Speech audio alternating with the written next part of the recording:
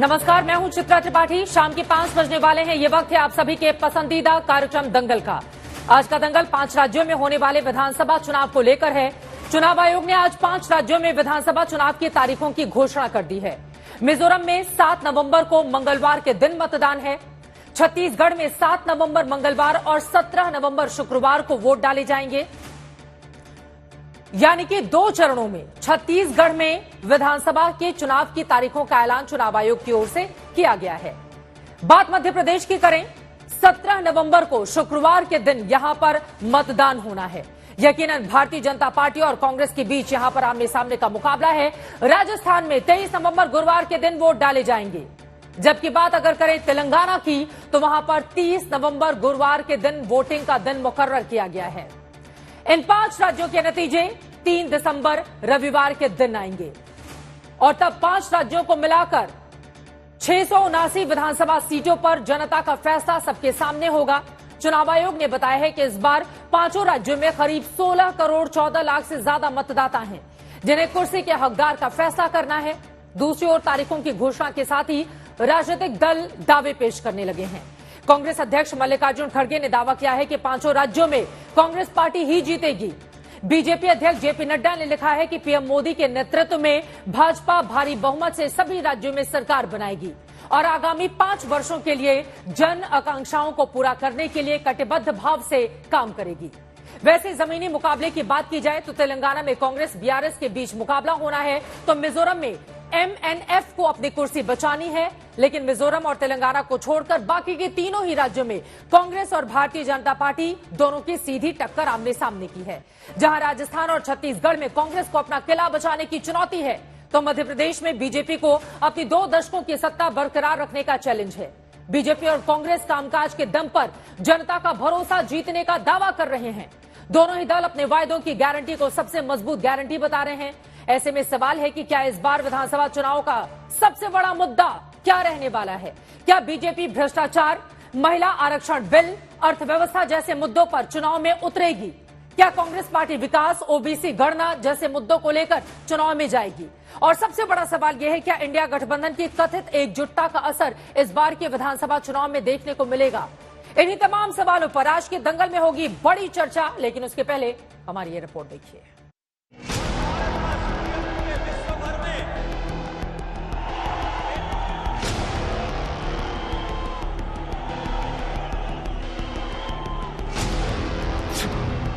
चुनावी महासंग्राम के मैदान में सिपाही जंग डटे हैं।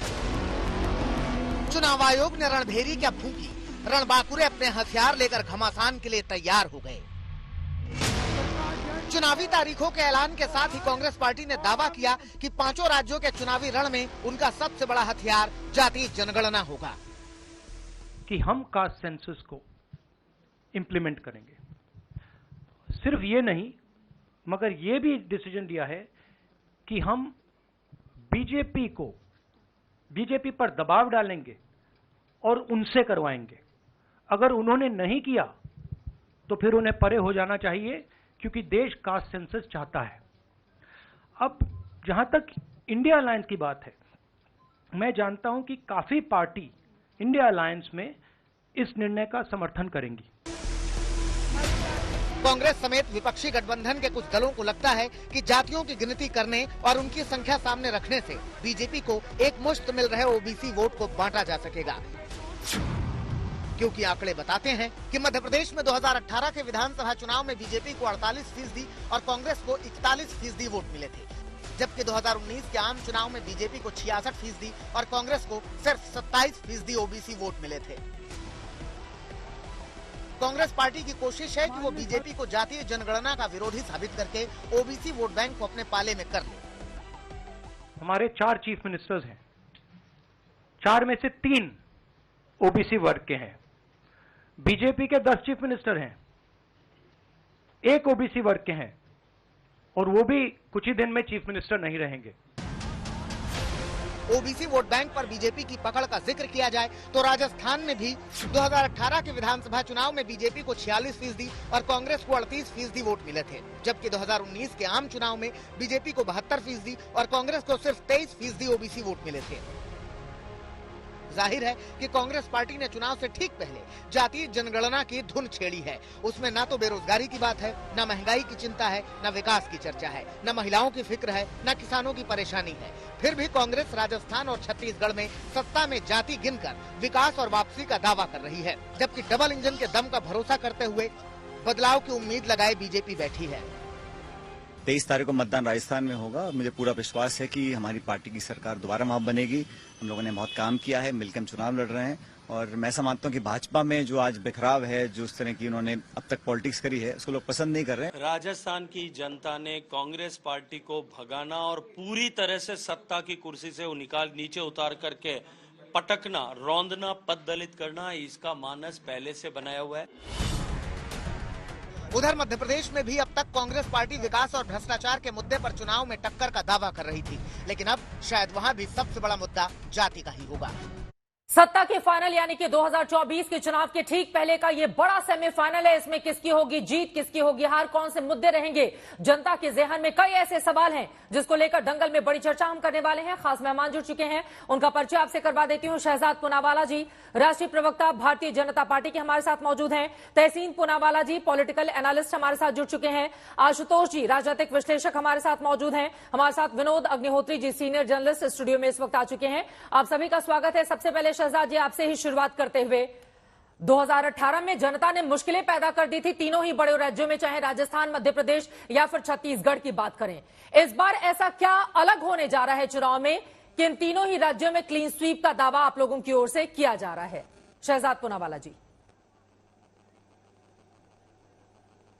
धन्यवाद चित्रा जी। सबसे पहले तो मैं चुनाव आयोग का स्वागत करता हूं कि उन्होंने चुनावों की तिथियों की घोषणा के साथ उन्होंने राजस्थान, तेलंगाना और छत्तीसगढ़ में कांग्रेस की और वहां की बीआरएस की सरकार की अंतिम तिथि का भी घोषणा करने का काम किया है। और तीनों ही सरकारों में मैं आपको एक कॉमन पॉइंट बताता हूं, तीनों ही सरकारों ने या तो शराब घोटाला किया है या तीनों सरकारों में शराब घोटाला उनके संरक्षण से हुआ है। आप बताइए, छत्तीसगढ़ में 2,000-2,500 करोड़ का शराब घोटाला जिसको आम आदमी पार्टी उठाती है और कहती है बाघेल जी को गिरफ्तार करो, कि कविता जो दिल्ली के शराब घोटाले में लिप्त है, और तीसरी राजस्थान, जिस प्रकार से कांग्रेस पार्टी वहां पर घोटाले ही घोटाले लेकर आई है। तो तीनों ही सरकारें एक प्रकार से घोटालों में लिप्त है। तीनों सरकारें फैमिली फर्स्ट चलाती है, तीनों सरकारें तुष्टिकरण फर्स्ट की नीति अपनाती है और इसीलिए तीनों राज्य सरकारों में स्ट्रॉन्ग एंटी इनकम्बेंसी का आपको आभास होता है। वहां पर आप देख लीजिए, राजस्थान में लाल डायरी है भ्रष्टाचार की, राजस्थान में पेपर लीक माफिया, तेलंगाना में ओआरआर स्कैम, तेलंगाना में कालेश्वरम स्कैम, तेलंगाना में लिकर स्कैम। फिर आ जाइए छत्तीसगढ़ में, वहां पर तो गौ माता के गोबर को भी नहीं छोड़ा, शराब घोटाला भी कर दिया और कोई भी वादे पूरे नहीं किए। राजस्थान में वादा क्या था? किसानों को हम कर्ज माफी देंगे, 19,000 किसानों की जमीनें जब्त। बीआरएस ने क्या वादा किया था? दलित मुख्यमंत्री बनाएंगे, वादा पूरा नहीं किया। और बस 20 सेकंड और ले लो, अगर 20 सेकंड आपकी अनुमति से।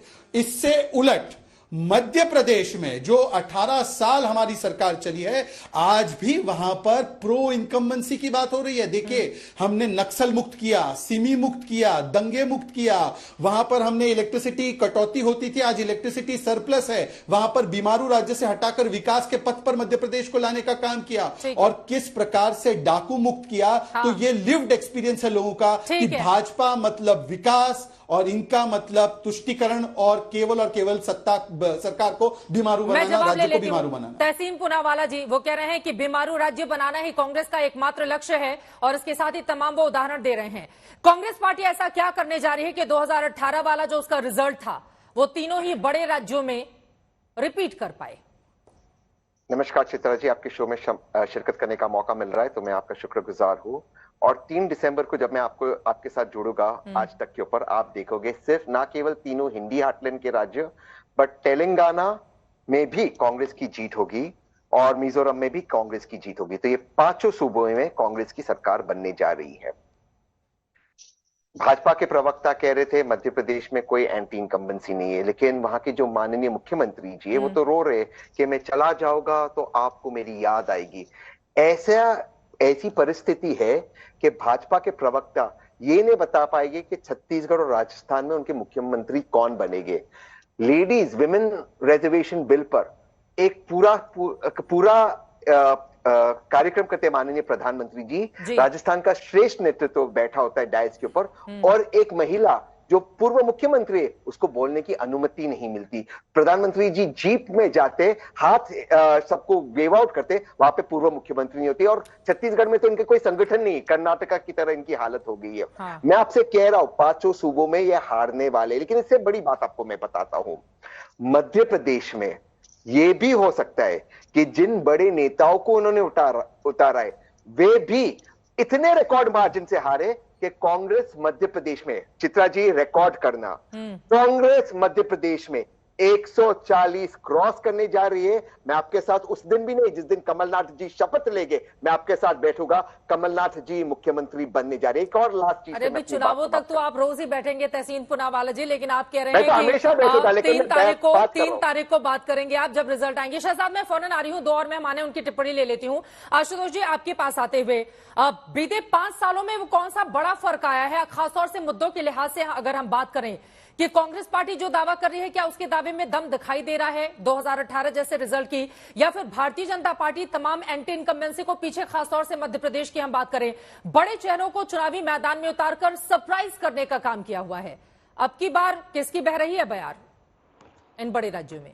देखिए चित्रा जी, जो इस बार जो एक बड़ा बुनियादी सा फर्क मुझे दिखाई पड़ रहा है वो मध्य प्रदेश में जब प्रधानमंत्री जी जा रहे हैं या शिवराज सिंह चौहान वहां पर मुख्यमंत्री के अभी मुख्यमंत्री हैं वहां पे, तो डबल इंजन की सरकार की चर्चा नहीं हो रही है। क्या ये महज इत्तेफाक है या फिर ये एक सोची समझी रणनीति का हिस्सा है? कर्नाटक के पहले जितने भी चुनाव हुए थे वहां पर डबल इंजन की सरकार की बात की जा रही थी। तो ये एक जो बुनियादी सा फर्क है ये अपने आप में इंपॉर्टेंट है। दूसरी बात यह कि नरेंद्र मोदी की सरकार को अब लगभग 10 साल पूरे हो जाएंगे, तो एक कोई भी सरकार जो 10 साल रहती है उसके खिलाफ एक एंटी इनकम्बेंसी होती है, और ये बात भारतीय जनता पार्टी को भी अच्छी तरीके से पता है। अन्यथा कोई कारण नहीं था कि नरेंद्र सिंह तोमर जैसे लोगों को आप चुनाव में उतारने की कोशिश करिए। तीसरी बात, मुझे लगता है कि इस बार भारतीय जनता पार्टी ने तय कर लिया है कि अपने जो बड़े नेता हैं उनको मुक्त कर देगी वो, यानी मध्य प्रदेश शिवराज सिंह चौहान मुक्त, राजस्थान वसुंधरा राजे सिंधिया मुक्त। ये जो एक नई चीज दिखाई पड़ रही है वो ये चीज दर्शाती है कि या तो भारतीय जनता पार्टी में अब अटल आडवाणी के युग के बड़े नेताओं की विदाई का वक्त पूरी तरीके से आ गया है, और या फिर उनकी अहमियत अब पार्टी के अंदर इतनी कम कर दी जाएगी कि उसके बाद वहां पे स्थानीय स्तर पर कोई बड़ा छत्र उभरने ना पाए। और इस बात का नुकसान भारतीय जनता पार्टी को कर्नाटक में हुआ था जब येदियुरप्पा को उन्होंने साइडलाइन करने की कोशिश कर बुरी तरीके से हार का सामना करना पड़ा। यह महज इत्तेफाक नहीं है कि बस कि पिछले दिनों 3 दिन पहले की बात है जब शिवराज सिंह चौहान ने एक रैली में बाकायदा कहा क्या मामा को दोबारा मुख्यमंत्री बनना चाहिए। एक इंपॉर्टेंट बात है, लेकिन इससे बड़ी इंपॉर्टेंट बात यह थी कि जब उन्होंने ये कहा कि मोदी जी को प्रधानमंत्री बनना चाहिए या नहीं बनना, मैंने जो चीज बीजेपी में टेकन फॉर ग्रांटेड ली जा रही थी उस पर शिवराज सिंह चौहान ओपनली कह रहे थे अगर मैं मुख्यमंत्री के नाम पे संशय है तो क्या प्रधानमंत्री के नाम पर भी कोई संशय है? क्या जनता से पुष्टि करानी चाहिए? मुझे लगता है कि इस बार बीजेपी के लिए इन 5 राज्यों में बहुत मुश्किल होने वाली है। और अगर राजस्थान में अगर बेहतर एक अकेला राज्य है जहां बीजेपी थोड़ा बेहतर कर सकती है, राजस्थान में बेहतर कर सकती है, लेकिन छत्तीसगढ़, मध्य प्रदेश में और तेलंगाना में बीजेपी की हालत बहुत कमजोर है। ठीक है, इन 3 राज्यों का आप उदाहरण दे रहे हैं। शहजाद जी मैं आपके पास आऊंगी, संगीत रागी जी भी स्टूडियो में आ चुके हैं, विनोद अग्निहोत्री जी भी है, दोनों से एक एक टिप्पणी ले लेती हूं। विनोद जी पहले आपके पास आते हुए, आशुतोष जी को आपने सुना, वो कह रहे हैं कि 3 राज्यों में बीजेपी के लिए बहुत मुश्किलें होने वाली है, राजस्थान के लिए हालांकि स्थिति अलग और अलहदा हो सकती है। वहीं दूसरी तरफ अगर हम देखें बड़े बड़े शहरों को, चूंकि बीजेपी ये मैसेज देने का काम करती है किसी भी चुनाव को हम हल्के में नहीं लेते हैं। शिवराज सिंह चौहान के खिलाफ अगर सत्ता विरोधी लहर है तो चुनाव के बाद परिणाम जो भी आए किसी को भी मुख्यमंत्री बनाया जा सकता है, इस तरह का परसेप्शन क्रिएट करने की कोशिश की जा रही है। इसका असर पड़ेगा क्या? देखिए, खासतौर से एमपी में 2018 की तुलना में अगर हम देखें तो 2-3 बुनियादी फर्क हैं इस चुनाव में। पहला फर्क तो यह है कि पहली बार भारतीय जनता पार्टी बिना किसी चेहरे को आगे के लड़ रही। 2018 में मोदी जी का चेहरा था, हमेशा रहा है। 2014 के बाद जितने चुनाव बीजेपी ने लड़े हैं हर जगह मोदी जी ने हर चुनाव को एड ऑन लिया है, लेकिन कवर के रूप में शिवराज सिंह चौहान, वसुंधरा राजे और रमन सिंह तीनों थे। इस बार वो कवर बीजेपी ने पूरी तरह हटा दिया है। वसुंधरा राजे को जिस तरह से प्रोजेक्ट नहीं किया जा रहा है, उनको कमान नहीं दी जा रही है। रमन सिंह को भी अभी मैं उनका इंटरव्यू सुन रहा था, हाई कमान तय करेगा मुझे मेरी क्या भूमिका होगी। और शिवराज सिंह चौहान का तो सब हम लोग देख ही चुके हैं कि कई सभाओं में प्रधानमंत्री जी ने उनका नाम भी नहीं लिया, और शिवराज सिंह चौहान को खुद ही पूछना पड़ रहा है कि मामा चला जाएगा तो याद आएगा और बनना चाहिए, जो भी आशुतोष कह रहे थे। एक तो ये बुनियादी फर्क है। दूसरा फर्क ये है कि 2018 की तुलना में कांग्रेस ज्यादा बेटर ऑर्गेनाइज दिख रही है सेंट्रल लेवल पे, नेशनल लेवल पे। राहुल गांधी उसमें अध्यक्ष बने जरूर थे, लेकिन बहुत सारे उससे कील कांटे दुरुस्त नहीं थे, जो इस बार दुरुस्त हैं। और मल्लिकार्जुन खड़गे के अध्यक्ष बनने से पार्टी की तमाम सारे कामकाजों में एक जीवंतता आई है, जो बड़ी जड़ता थी उसके अंदर। एक ये है। तीसरी बात यह है कि भारतीय जनता पार्टी पूरा चुनाव इन तीनों राज्यों में प्रधानमंत्री नरेंद्र मोदी की छवि, केंद्र सरकार के 10 साल का कामकाज, और खास करके मध्य प्रदेश में वो राज्य के कामकाज नहीं गिना रहे हैं वहां के नेता, वो प्रधानमंत्री और केंद्र सरकार के कामकाज को गिना रहे हैं। राजस्थान और छत्तीसगढ़ में वो वहां की तत्कालीन जो मौजूदा जो कांग्रेस सरकारें हैं उनके ऊपर जो आरोप लग रहे हैं भ्रष्टाचार के और एंटी इनकम्बेंसी के, उस पर लड़ रहे हैं। तो मुझे लगता है कि राजस्थान में भारतीय जनता पार्टी, मैं भी इस बात से सहमत हूं आशुतोष की कि राजस्थान में भारतीय जनता पार्टी बेहतर स्थिति में है, लेकिन छत्तीसगढ़ और मध्य प्रदेश में कड़े संघर्ष में फंसी हुई है। संगीत रागी जी, तो क्या ऐसी बात से आप लोग खुश हो जाएंगे कि कई सालों से हर 5 वर्ष में सत्ता बदल जाती है राजस्थान में, तो उसको भी लेकर आप लोग काफी ज्यादा उत्साहित होंगे, लेकिन बाकी के राज्यों में बीजेपी के लिए मुश्किलें होने वाली हैं, जैसा कि हमारे राजनीतिक विश्लेषक भी बता रहे हैं। क्या करेंगे फिर, कौन सा दांव चलेंगे? देखिए, दांव तो चलना बीजेपी को चलना है। हाँ। मुझसे तो आप विश्लेषण पूछ रहे हैं, तो मैं आपको विश्लेषण कर रहा हूं।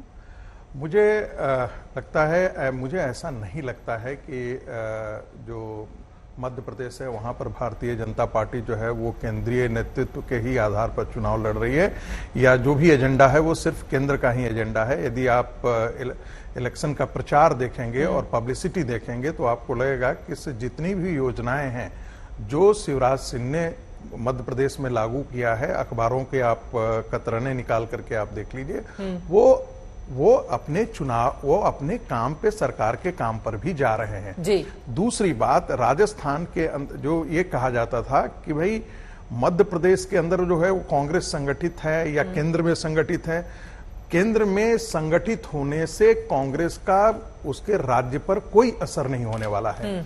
यदि आप देखेंगे कि केंद्र में तो हमेशा कमान गांधी परिवार के हाथ में रहता था, लेकिन सबसे महत्वपूर्ण बात है कि राज्यों के अंदर उनका नेतृत्व संगठित है या नहीं है।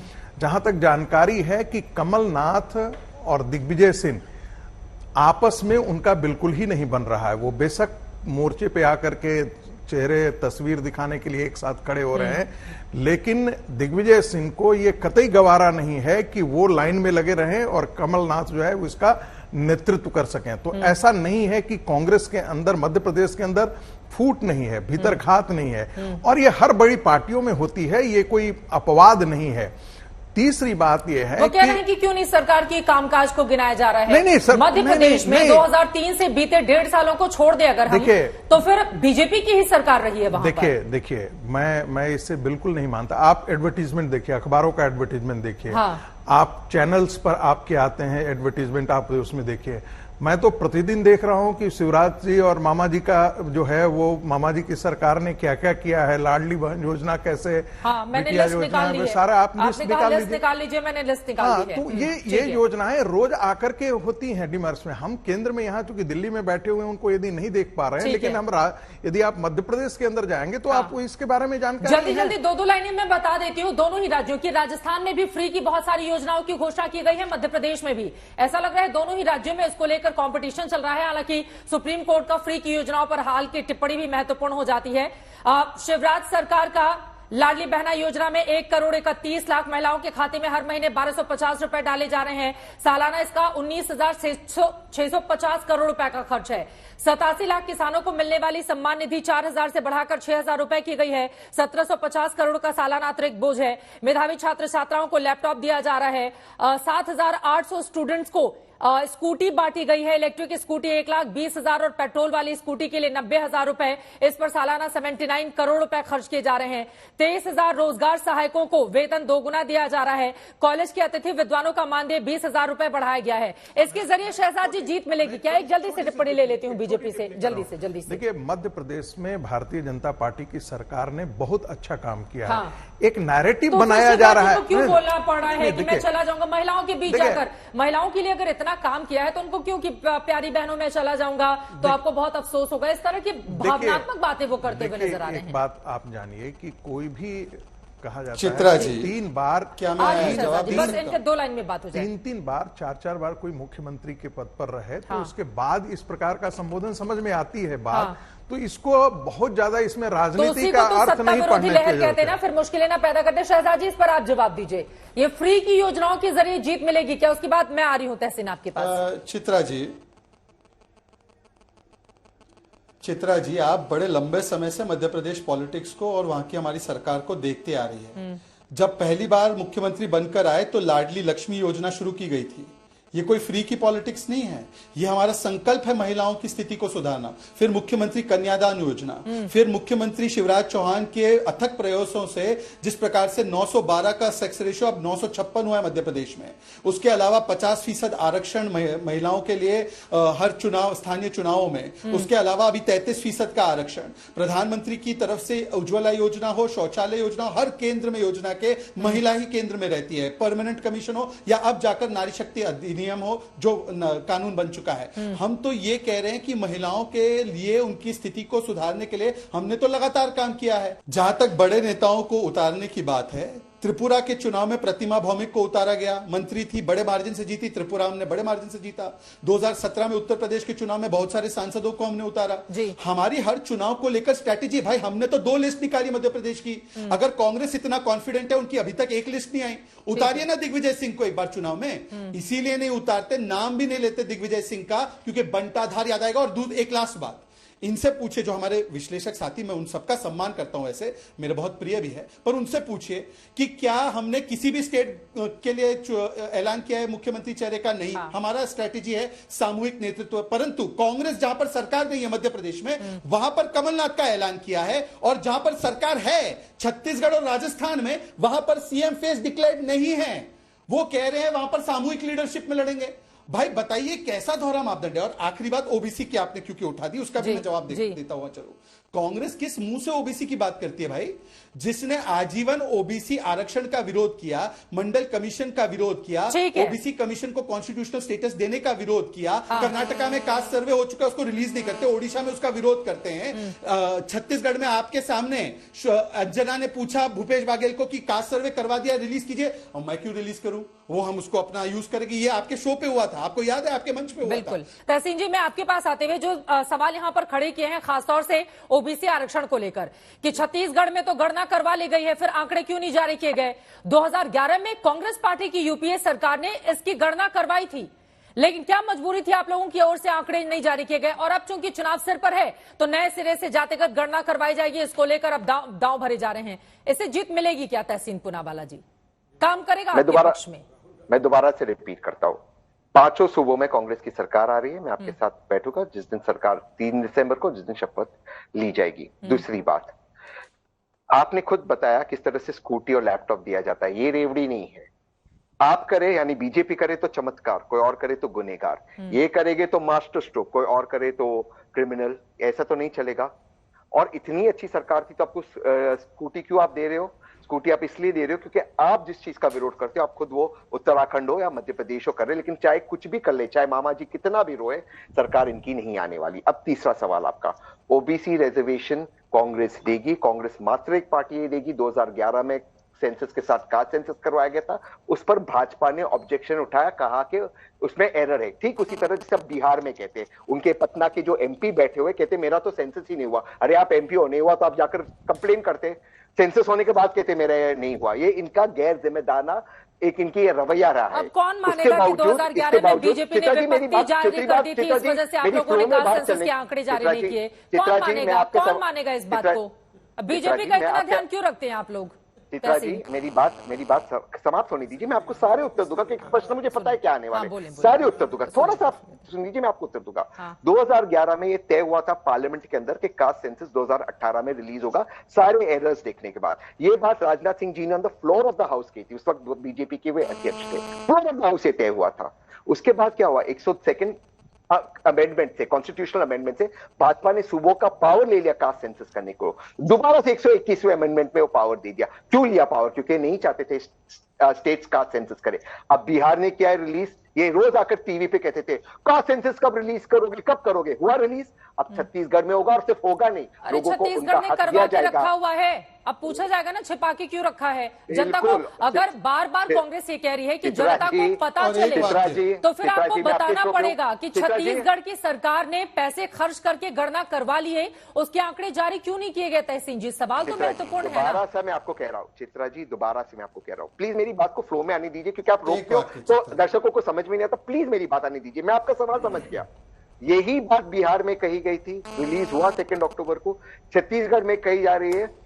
छत्तीसगढ़ में मैं आपके शो पे कह रहा हूं कुछ इमीडिएटली रिलीज होगा। अब तो इलेक्शन कोड ऑफ कंडक्ट लग गया है। और सिर्फ इसके आगे से बढ़कर बात कह रहा हूं, छत्तीसगढ़ कर्नाटका में जिनको जिसकी जितनी आबादी उतना उनको हक मिलकर रहेगा, ये राहुल गांधी का वादा है। एक लास्ट चीज से मैं अपनी बात समाप्त करना चाहता हूं कि ये बहुत जरूरी चीज है। हाँ, आरुष शहजादी देखिए, बोले तहसीन एक लाइन बोल लीजिए। ये कह रहे कि ये हम सीएम फेस डिक्लेयर नहीं कर रहे। राजस्थान के मुख्यमंत्री अशोक गहलोत है, छत्तीसगढ़ में बाघेल जी है, शिवराज सिंह जी और वसुंधरा जी ये डिक्लेयर नहीं कर पाए। मैं आपके शो पे कह रहा हूं कमलनाथ जी, बाघेल जी, गहलोत जी शपथ लेंगे। इसके अलावा मैं एक चीज कह रहा हूं, क्योंकि कहा गया था कि कमलनाथ जी और दिग्विजय जी के बीच में कोई राइवलरी है। मैं आपके शो पे कह रहा हूं, मैं कम से कम दिन में एक बार कमलनाथ जी से बात होती है, दिग्विजय जी से मैं इनको बहुत एडवाइस कर रहा हूं, कोई राइवलरी नहीं है। ये एक बिंदु, एक एग्जांपल या व्हाट्सएप का रूमर्स ने फैलाया नहीं। चित्रा जी मेरे बहुत जरूरी है, आप मुझे मौका नहीं, चित्रा जी आप मुझे मौका दीजिए। आज तक एक बहुत जिम्मेदार प्लेटफॉर्म है, ये देश का नंबर 1 शो है, आपके शो की, आपका शो नंबर 1 चैनल। यहाँ पर आके चाय की दुकान पे जो रूमर्स चल रहे, कोई यहाँ वहां बात कर रहा है, वो आके एक जिम्मेदार प्लेटफॉर्म पे दिग्विजय जी और कमलनाथ जी के बीच में मैं जवाब ले लेती हूँ। आशुतोष जी मैं आपके पास आ रही हूँ फौरन। शहजाद पूनावाला जी, ठीक है शहजाद जी से जवाब ले लेती हूँ। शहजाद बताइए मुझे, ठीक है पूछ लेती हूँ। आपको बता रहा हूँ,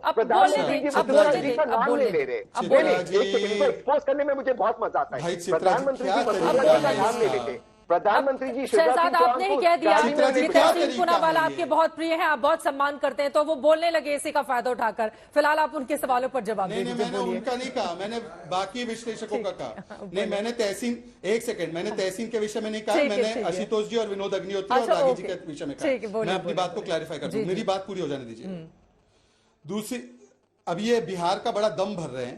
बिहार में जेडीयू के सांसद सुनील कुमार पिंटू, वो आते हैं तेली समाज से।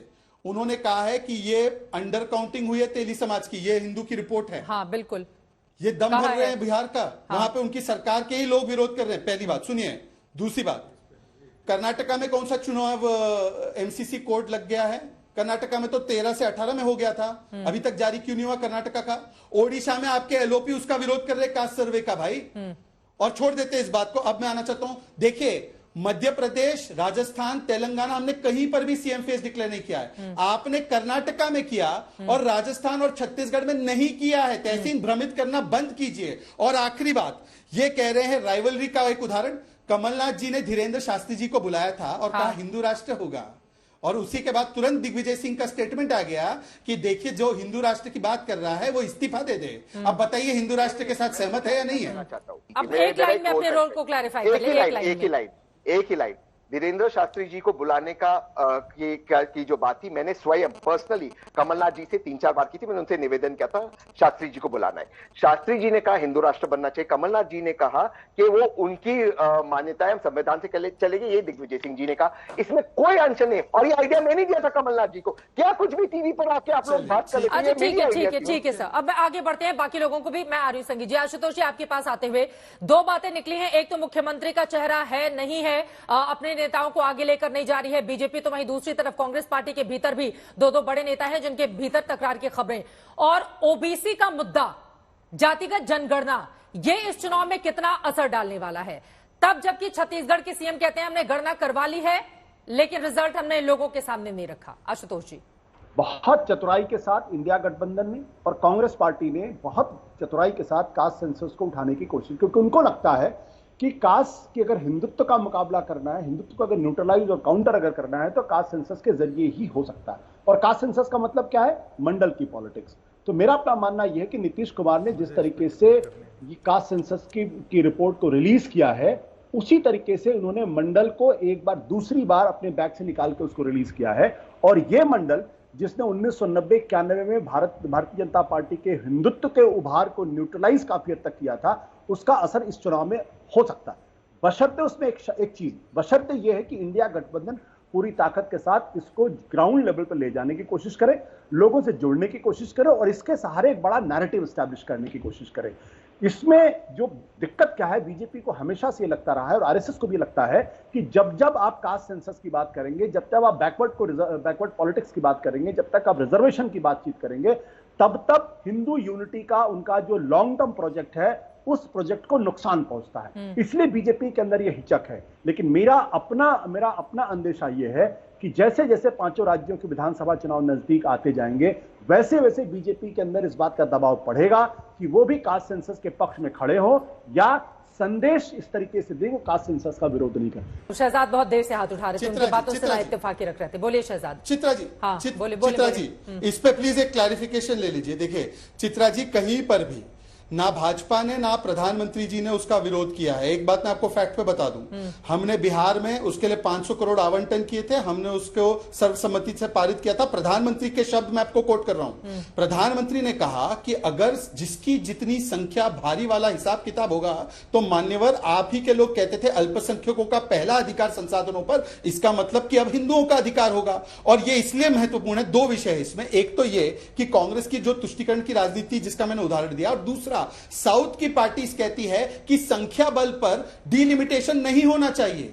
और भाई साहब जो ओबीसी कास्ट सेंसस का विरोध कर रहा है वो टीएमसी ऑन रिकॉर्ड विरोध कर रही है इंडिया अलायंस में। सौगत रॉय का छपा हुआ बयान, अजय माकन का छपा हुआ लेटर, कार्ति चिदंबरम का छपा हुआ ट्वीट, इन्होंने विरोध किया है। मान्यवर, आप किस प्रकार से मिसकोट करते हैं और बोलते हैं कि यह तरीका ठीक नहीं है। आप बताइए टीएमसी का स्टैंड क्या है इंडिया अलायंस में ओबीसी कास्ट सेंसस को लेकर? उनका अभी तक इस पर रेजोल्यूशन नहीं आ पाया है क्योंकि टीएमसी ने इसका विरोध किया है। और आप इस प्रकार से मैनिपुलेट करते हैं। मैं आज पूछना चाहता हूं, जिसकी जितनी संख्या भारी पर ये इनके नेता ने, अभिषेक मनु सिंघवी ने ट्वीट किया था कि इसका रेपरकशन होगा, फिर वो ट्वीट डिलीट किया गया।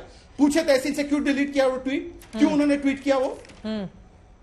आशुतोष जी आपकी बात पर कुछ कहना चाह रहे हैं, फिर बाकी मेहमानों के पास। आशुतोष जी, सिर्फ बिहार के अंदर देखिए, गिरिराज सिंह क्या कहते हैं? गिरिराज सिंह कहते हैं कि नीतीश कुमार भ्रम फैलाने की कोशिश करते हैं। सुशील मोदी क्या कहते हैं? वो कहते हैं कि जब हम जनता दल यूनाइटेड के साथ थे, जब नीतीश से, तब भी हमने उसी वक्त हमने रिजोल्यूशन। अरे लेकिन 54% पिछड़ों का वोट आशुतोष जी तो बीजेपी को ही मिलता रहा है ना, और 2014 के मुकाबले उसका वोट बढ़ा है। देश में सबसे बड़ा अगर विपक्षी चेहरा, अगर सबसे बड़े नेता की बात करें पिछड़ों की, तो वो तो नरेंद्र मोदी ही है। विनोद जी, आपकी बातों पर विनोद जी से मैं जवाब ले लेती हूँ। तो फिर आपको लग रहा है कि इसका असर पड़ जाएगा? क्योंकि सबसे बड़ा, यकीनन देश में अगर सबसे बड़े कद का कोई नेता है पिछड़ों का, नरेंद्र मोदी आज की डेट में वो नजर आते हैं किसी से भी। नहीं, और गिन देने से ओबीसीयों को, ओबीसी जाति के लोगों को अधिकार मिल जाएगा क्या?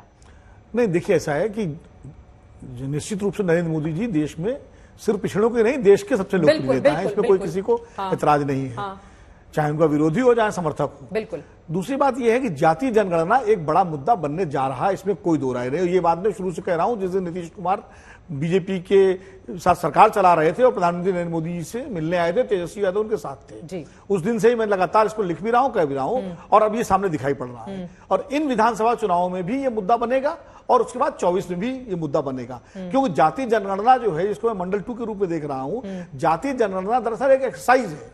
वो सिर्फ जाति जनगणना तक बात नहीं रुकेगी, वो जाति जनगणना के बाद उसके बाद आरक्षण बढ़ाने की बात आएगी, उसके बाद निजी क्षेत्रों के दायरे को में आरक्षण लाने की बात आएगी। तो ये सारी चीजें पाइपलाइन में है, तो ये मंडल 2 में इसीलिए कहता हूं। लेकिन मुझे वो आंकड़ा याद आ जाता है, 52% 1931 की जनगणना के हिसाब से 52% पिछड़े हैं। अभी के जो बिहार में आंकड़े जारी किए गए हैं वो 64% का है। तो क्या बहुत बड़ा बदलाव हो जाएगा आरक्षण में, और उसके जरिए आप कह रहे हैं कि एकदम परिदृश्य पूरा चेंज हो जाएगा? नहीं, बदलाव इसलिए होगा कि पहले तो पूरे राष्ट्रीय स्तर पर जनगणना होगी, तब उस पर कोई बात बनेगी। क्योंकि अभी एक राज्य ने करा दिया, वो भी सर्वेक्षण कराया है, कुछ राज्यों में है आंकड़े जारी नहीं। ये केंद्र सरकार पर दबाव बनेगा कि वो जाति जनगणना पूरे देश में कराए, यानी जाति जनगणना तो होनी है, तो उस जनगणना में जाति जनगणना भी साथ में हो, जैसे 2011 में हुई थी, और 2011 के आंकड़े सार्वजनिक किए जाएं, तो उससे एक अनुमान लगेगा। तो आरक्षण में जो 50% का कैप लगा हुआ है, हालांकि वो टूट भी गया, चूंकि ईडब्ल्यूएस का आरक्षण हो गया, तो इसीलिए याद होगा आपको झारखंड में और छत्तीसगढ़ में 70% आरक्षण का कानून पास कर दिया गया था, जिसको राज्यपाल ने रोका। पिछड़ों के लिए अगर इतना क्रांतिकारी कदम है तो 2011 के आंकड़े क्यों छिपा लिए गए थे यूपीए सरकार की ओर से? ये जवाब तो कांग्रेस पार्टी के प्रवक्ता थे, इसके लिए मैं क्या जारी करना चाहिए था। लेकिन दिक्कत क्या है, देखिए पिछड़ों को लेकर के कांग्रेस पार्टी में बड़ी दुविधा रही है, मंडलवादी। जब मंडल आयोग नंबर 1 आया था, मैं तो उस वक्त कवर करता था वीपी सिंह का पूरा दौर में, उस वक्त बीजेपी और कांग्रेस दोनों उसके पक्ष में नहीं थे, परोक्ष अपरोक्ष रूप से। जब सुप्रीम कोर्ट ने उसको इंडोर्स किया तब जाकर के इनके सामने कोई चारा नहीं था। शहजाद जी हाथ हिला रहे हो, कहेंगे बीजेपी पक्ष में थी, लेकिन मैं बता दूं बीजेपी पक्ष में कैसे नहीं थी। विश्वनाथ प्रताप सिंह की सरकार बीजेपी और लेफ्ट मिलकर चला रहे थे। वीपी सिंह मंडल लाए देवीलाल जी के दबाव में, चंद्रशेखर की रैली के दबाव में। बीजेपी ने विरोध नहीं किया, लेकिन उसके विदिन 15 डेज, 1 महीने के अंदर अडवाणी जी रथ यात्रा लेके निकल पड़े और लालू जी ने उनको गिरफ्तार किया और उसके बाद वो सरकार गिरी और संसद में कांग्रेस और बीजेपी ने मिल करके वीपी सिंह की सरकार को गिराया। विनोद अग्निहोत्री जी, तब की बीजेपी में आज की यही मैं कह रहा बीजेपी में जमीन आसमान नहीं, मैं यही कह रहा हूँ, ये मंडल का ही दबाव था कि बीजेपी को सोशल इंजीनियरिंग शब्द इजाद करना पड़ा। 1991 में कल्याण सिंह को मुख्यमंत्री बनाना पड़ा। संगीत रागी जी बहुत देर से चुप हैं, एक उनकी टिप्पणी ले लेती हूँ। संगीत जी, जो बातें विनोद जी ने कही है उसी को आगे बढ़ाते हुए वो कह रहे हैं मुश्किलें तो होने वाली और बड़ा मुद्दा बनेगा जातिगत जनगणना। देखिए, जब आप ये कहते हैं कि आने वाले दिनों में बहुत बड़ा मुद्दा बनेगा, तो ये आप अपनी मंशा व्यक्त करते हैं। आप चाहते हैं कि ऐसा बड़ा मुद्दा बने। मुद्दा बनेगा या नहीं बनेगा ये तो भविष्य तय करेगा इसका, लेकिन आशुतोष की जरूर इच्छा है कि आगे वाले दिनों में मुद्दा बने, क्योंकि भारतीय जनता पार्टी के हिंदुत्व की काट जो है वो हिंदू समाज के जातियों में विभाजन के आधार पर ही हो रहा है। जो कैम्ब्रिज एनालिटिका का प्रयोग राहुल गांधी और उनके सलाहकार और उनके पत्रकार और बुद्धिजीवी वर्ग उनको 2019 के चुनाव से पहले दिए थे, उसका वो प्रयोग करने की इच्छा रखते हैं। दूसरा, मुझे ऐसा लगता है कि जातीय जनगणना क्षेत्रीय पार्टियों के गले की हड्डी बनने जा रही है आने वाले दिनों में। आप मुझे बताइए, बिहार की जाति जनगणना हुई है, 137 जातियां ऐसी हैं जिनका 0.1% जनसंख्या है। 25 जातियां ऐसी हैं जिनकी जनसंख्या 1000 है। वो ऐसी ओबीसी की जातियां हैं जिनका जीवन जो है आज सबसे दुभर और सबसे दारिद्रिक स्थिति में है। जिन जातियों को इस पूरे आरक्षण का लाभ मिला है वो कुर्मी और जो है वो यादव जातियां हैं, जिन्हें आप कहीं से भी पिछड़े और स्थिति में आप नहीं कर सकते हैं। वो सिर्फ एक राजनीतिक चाल के तौर पर उनको उस कैटेगरी में डाल करके रखा गया है। मैं ये बहुत साफ विश्लेषण ये कर रहा हूं कि कल जाकर के इन जातियों को आप इस दृष्टि से मत देखिए, आरक्षण की दृष्टि से मत देखिए, इस दृष्टि से देखिए कि एक डेमोक्रेसी के अंदर इक्वल अपॉर्चुनिटी की बात होती है। कल जाकर के ये जातियां कहती हैं कि जिन आरक्षण को यादवों को और कुर्मियों को मिला है उनको फॉर द टाइम बिंग 10 साल के लिए आप रोक दीजिए और वो सारी जातियों का बाकी जो हम लोग जो बेनिफिट नहीं मिला है उसको हमको रखिए आरक्षण के दायरे में। तब क्या होगा कार्यक्रम के आखिरी हिस्से में जल्दी से। और कांग्रेस पार्टी उस समय भी राजीव गांधी ने क्या कहा था, इस देश में कास्ट वार होगा। ले लेते हैं जल्दी से। देखिए संगीत जी ठीक कर रहे हैं, लेकिन रोहिणी कमीशन का गठन एनडीए बीजेपी सरकार ने किया था 2017 में, और रोहिणी कमीशन की जो रिपोर्ट आ गई है वो राष्ट्रपति के पास है। बिल्कुल। और वो रोहिणी कमीशन को अगर लागू करना होगा तो आपको जातियों की संख्या पता करके उसके हिसाब से ही सारी स्कीमें तय करनी पड़ेगी। लेकिन रोहिणी कमीशन की रिपोर्ट में इस बारे में भी जिक्र है कि ओबीसी के कुछ वर्ग ऐसे हैं जो सारा फायदा लेकर जाते हैं। बिल्कुल। जो ये कह रहे हैं, जो डर ये दिखा रहे हैं 1000 की आबादी वाले क्या होगा, वो रोहिणी कमीशन से ही हल होगा। और जब आप आइडेंटिफाई करेंगे कि इनकी 1000 आबादी, तो उनको ज्यादा संरक्षण की जरूरत पड़ेगी जो आप देंगे। ये रोहिणी कमीशन की रिपोर्ट लागू करने के लिए भी आंकड़े जरूरी है। शहजाद जी 2 लाइन में जल्दी से। आर्यू तहसीन, आर्यू क्लोजिंग कमेंट के लिए। शहजाद पहले। चित्रा जी, हमारे तो मन में मंडल है और दिल में कमंडल है, कहां से भेदभाव करने लगे जी। हमारी पार्टी जब से बनी है आंकड़ा दिखाता है 30% हमारे मुख्यमंत्री ओबीसी, देश का प्रधानमंत्री जिसने अपना टेन्योर पूरा किया वो ओबीसी, अगला प्रधानमंत्री हमारी तरफ से ओबीसी, इनका तो पता नहीं कौन है, ममता बनर्जी है, राहुल है, कौन है, क्या है। और जिन्होंने खड़े होकर लोकसभा में ओबीसी को गालियां देते हुए मंडल कमीशन की रिपोर्ट का विरोध किया, वो तो ओबीसी के समर्थक बन गए इनकी दृष्टि में। और हमने जिसने उसको लागू किया, संवैधानिक स्टेटस दिया, ओबीसी समाज के तमाम जो हमारे लोग हैं उनको अधिकार दिए, हम उनके विरोधी बन गए। और आज एक बात केवल कहूंगा कि यही विश्लेषक आज जो हम लोग हिंदू समाज, एक लाइन में काउंटर तहसीन जी, वक्त ही नहीं है। आपसे भी मेरी एक ही लाइन में काउंटर। अभी गुब्बारा को मैं फोड़ता हूं। आरएसएस का एक भी मुखिया ओबीसी या दलित समाज से नहीं हुआ। जिस दिन ये लोग बनाएंगे उस दिन ये आकर प्रवचन नेशनल चैनल पर दे, वरना यह प्रवचन देना बंद करे। आरएसएस के एक भी मुखिया। चलिए सब, वक्त हमें इतने की ही इजाजत देता है। आप तमाम मेहमानों का बहुत शुक्रिया हमारे साथ चर्चा का हिस्सा बनने के लिए। आगामी 5 चुनावों के आंकड़े क्या रहते हैं, उसी के जरिए 2024 का फाइनल तय होना है। कौन से मुद्दे रहेंगे हावी, जातिगत जनगणना कितना बड़ा मुद्दा आम जनता के भीतर बन पाएगा, ये भी देखना रहेगा महत्वपूर्ण। इसी के साथ दंगल में अभी के लिए बस इतना ही। देश और दुनिया की ताजा तरीन खबरों के लिए आप देखते रहिए आज।